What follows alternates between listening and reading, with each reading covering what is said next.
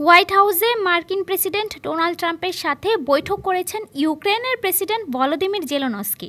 স্থানীয় সময় 18 আগস্ট সংবাদ সম্মেলনে জেলেনস্কি এই আলোচনাকে এ যাবৎকালের সেরা বৈঠক হিসেবে অভিহিত করেছেন। তিনি বলেন, অনেক বিষয়ে বিস্তারিত আলোচনা করেছেন তারা। জেলেনস্কি জানান, ইউক্রেনের নিরাপত্তার নিশ্চয়তায় অংশগ্রহণ করার বিষয়ে স্পষ্ট ইঙ্গিত দিয়েছে যুক্তরাষ্ট্র। আলোচনার মূল বিষয় ছিল ইউক্রেন যুদ্ধবিরতি বা শান্তি চুক্তিতে রাজি হলে যুক্তরাষ্ট্র ও ইউরোপীয় দেশগুলো তাকে কী ধরনের নিরাপত্তার নিশ্চয়তা দিতে পারে।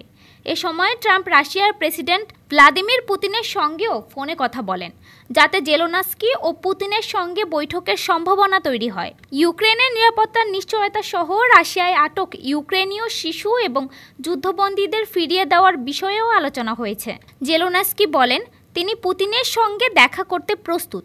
পুতিনের সাথে দ্বিপক্ষীয় বৈঠকের এই সিদ্ধান্তকে এই বৈঠকের অন্যতম গুরুত্বপূর্ণ ফলাফল হিসেবে বর্ণনা করেছেন তিনি।